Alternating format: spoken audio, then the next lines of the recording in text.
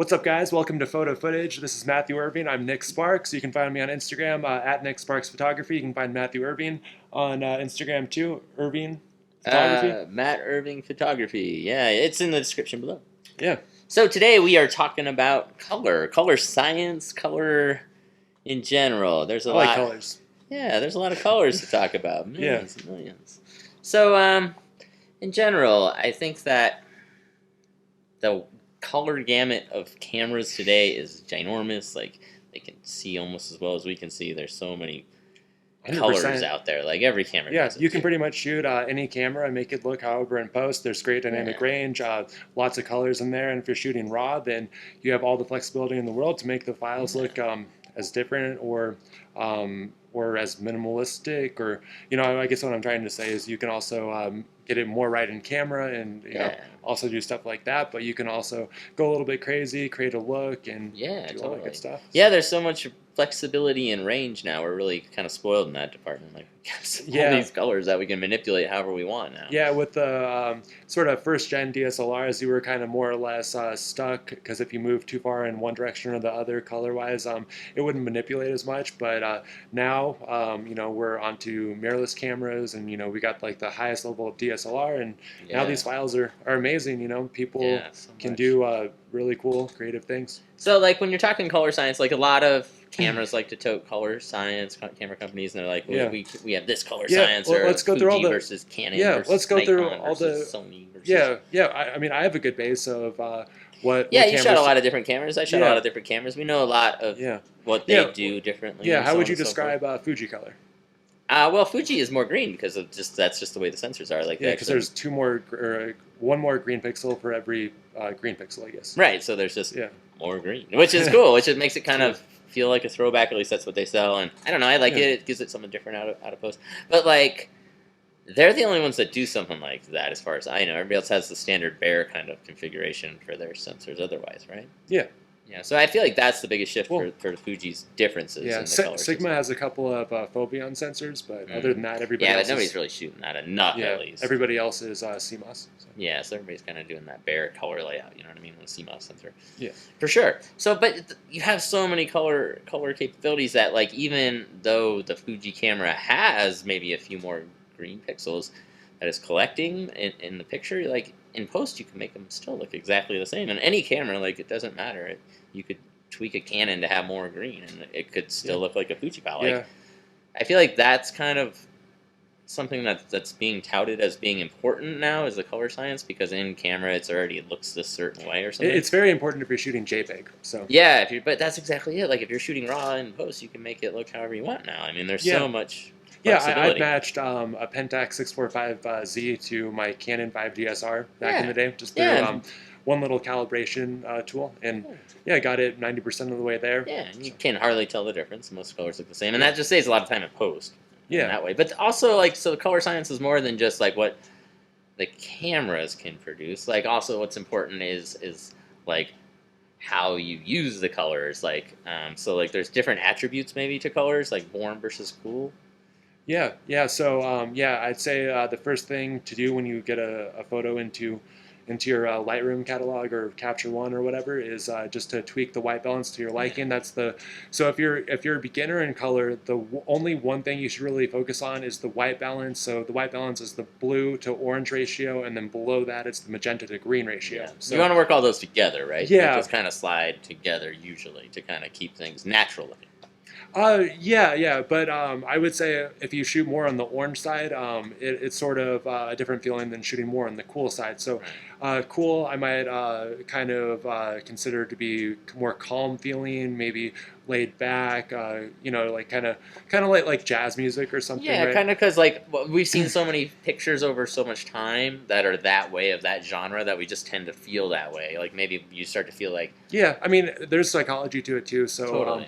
Every different color actually will like make your brain feel a little bit different. So there is some psychology behind colors, but and then I would say On the orange side, you got this sort of vibrant, fun, adventurous. Yeah, it feels happier. It For does. sure. Yeah. Well, I disagree with that. Like a little bit, I think you can make like a happy, cooler image too. No, of course, But but I just feel like yeah. just out of camera, if like you're not thinking about much, I feel like it always kind of feels a little warmer. Tends to feel like romantic and happy and cooler. It can feel happy, and it's just a different kind of feeling that it projects. I'd say. I mean, you can still so.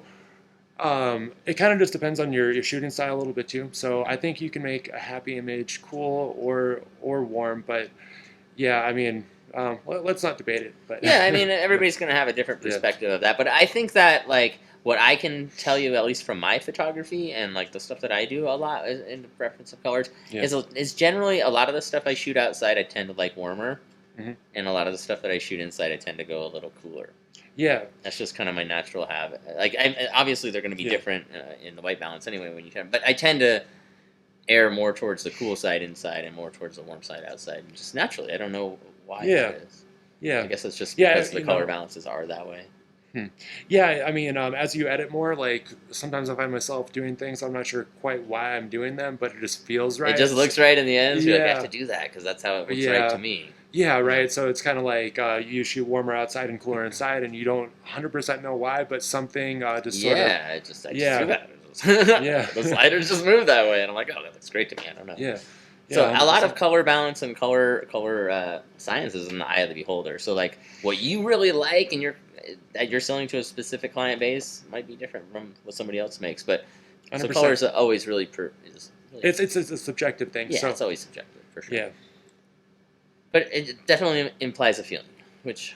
Yeah, 100%. So and part of the other reason that I think that it implies a feeling is, like I was saying earlier, is because a certain pictures, like in wedding photography, as wedding photographers, we see a lot of warm outside bright pictures that tend to happen a lot and a lot and a lot. So you kind of feel that kind of vibe is related to weddings. So for me, maybe that's why I did it, because the market's more like that. So it tends to. But sometimes I'll shoot a picture outside and it'll be winter and it'll just be cooler because the auto white balance picked it up cooler, and I'll be like, 100%. Whoa, I love this. Yeah, I'm gonna tweak it a little. Every winter is a shock to me because I'll start doing engagement sessions and I'm like, this looks so different from all the the 30 weddings I shot this year. It's crazy. Yeah, because it's way different in July and in December, at least in Colorado. I just did an engagement session. I was like second guessing myself. I was like, is this my work? Or, what is going on here? What's going on? So much different. And it's just the white balance. It's the white balance and the light. There's snow on the ground. But most of it's the color. Like that's the thing about it, is like you get so used to seeing it a certain way that when it's changed, that can be a really powerful creative tool that you could really utilize. Yeah, 100%. But yeah, I mean, there's no formula to any of this stuff. Right. Yeah. It's just what people like, and if you like the way Canon colors look and you like the Canon system, you might get that. But if you like the Canon colors, but maybe you like a different camera and the look and feel of that camera, then maybe you could make yourself like some custom you can calibration, right? You can do all this stuff in post, but I mean, just shoot what's more towards your style in camera, like if you can. So if you like the camera, like and you like it, just you like it so much that you don't care so much about the colors, you can always manipulate it later. Right, exactly. So, like if you I just can't get used to the way this camera feels, but I love the output of it. Yeah, 100%. You could always tinker with another camera if that was you, but I don't know. I've never really done that. But like you said, if you shoot two separate brands at the same time, you might want to consider something like that, just so that they're 100%. Similar. Yeah, it saves time in post for sure. Yeah, so I think complementary colors are another good thing to talk about too. So. Yeah, like, so just off the top of my head, blue, orange, red, green, purple, yellow, and of course, like all these colors that I just mentioned in unison kind of already have preconceived notions about them. So red and green is obviously like Christmas, blue and orange. If you live in Colorado, you might think Broncos. So it's not like, so you got to be more creative with it. But you want to use it to your advantage. So you might suggest that your client wears sort of like an orangish reddish hue that's toned down. I always think that you could never shoot like green and red without it making it look like Christmas, right? But then there's such a connotation with that. But if it's more toned down and and stuff like that, then you can really make it work. Or if But it's not like really contemporary, or like if it's not like really green and red like Christmas, but it's more a new kind of red and green, yeah, like maybe something that was like maybe a pastel or a little off. It wouldn't feel as Christmassy, but yeah, still, you and it's really good want to to find these limit that. colors out in the world too. So But like grays and blues look fantastic together. grays and blues. Yeah, I always really like the way grays and blues look together, or blacks and reds and stuff that's maybe a little. I mean, black looks good with everything. But Yeah, these are all neutral colors. Yeah. So white, gray, black. yeah, you can just fill those in anywhere, really. Yeah, Yeah, you don't have to 100%. think And as much then about you're those. gonna have preferences on those. So you're gonna be like, you're gonna have a note in your head like purple did look good in front of gray because of whatever reason. But Right. yeah, Exactly. so yeah, like there's sort of so I if the client ever asks me what to wear.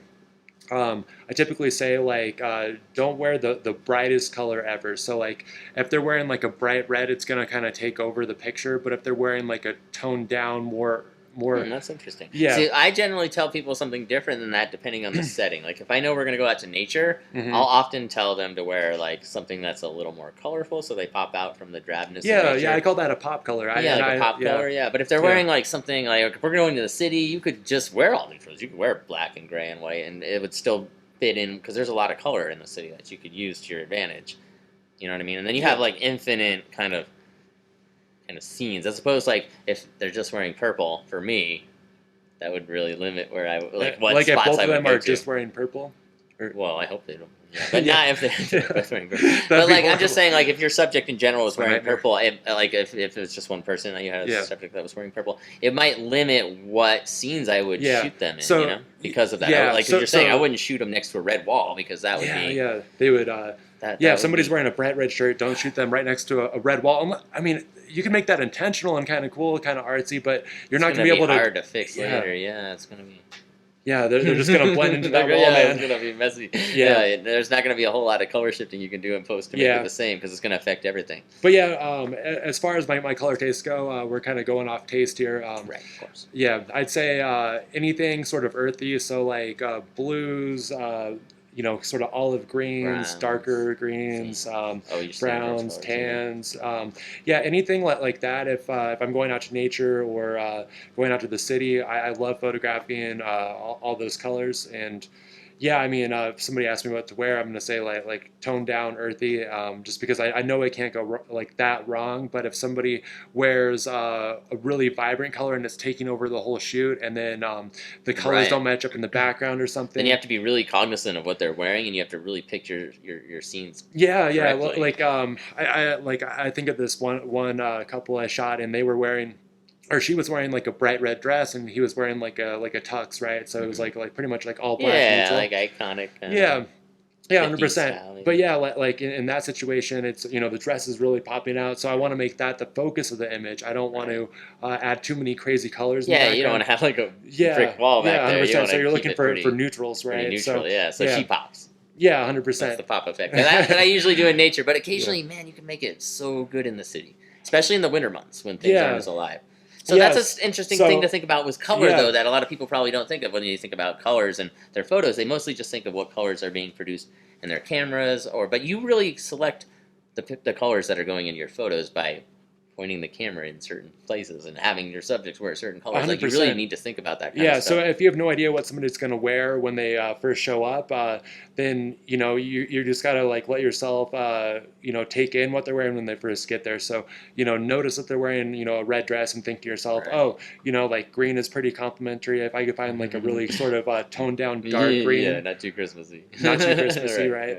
But, or if you could find gray, it would look great, or white, or a lot of neutrals. any like neutrals, yeah. most in the city, you can find a lot of neutral walls and different locations. yeah, and yeah, stuff 100%. that can really Yeah, add to and that. then if you want to take it a step further, I mean, I can't relay these all off the top of my head like complementary colors, but analogic, I believe, and triadic colors. You can look up all these different color charts. A lot of graphic designers, just use these color schemes for like websites and stuff. So if you're Mhm. really interested in color, I recommend just searching different color schemes and look for triadic and And even anal- if you don't know analogic all of or them, as long analogic. as you kind of know some of that basic stuff we just talked Yeah. about, when you're evaluating a scene that you're going to take the photo for, you'll know right away, like, to stay away from this distracting element, or try to go over to there, or try to find this color as a background.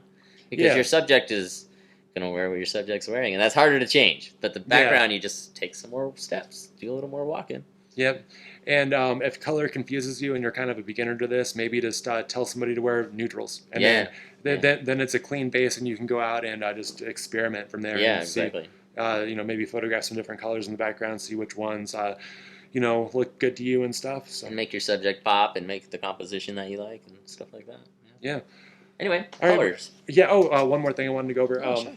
Yeah. So we touched on how colors make you feel a little bit, but I kind of just wanted to run through this. So as you are photographing these different colors, it's going to elicit different sort of moods and stuff. So I'd say like if you think of like a dark sort of dark but hued out blue, like I'd say that kind of generally has the feeling of like calmness and like water and just sort of like I don't know, like calm, and then you think of like you like my Calm. Yes, I got it. Yeah. Blue is calming for sure. yeah. And then like green, it can be like tied to like maybe like money or luxury, like something like that. But I think of green more like forests and nature, and like calm. Calm serenity. again. Yes. And then red is like vibrant in your face. Yeah, in your face for sure. Yeah, like draws your attention. Maybe it could be tied to like I don't know, like angry people or something, or like anger. Yeah, red just pops. I always feel like anytime I see red, it's definitely I don't know angry, but intense. Intense definitely comes. To Yellow's energetic. Yeah. I guess I'd have to think more about it a little bit, but I like. There's definitely been some scenes that I've shot. Like in Denver, we have this one wall that's on the Curtis. Wall. That's it's a big yellow wall, and man, I've taken some pictures up there.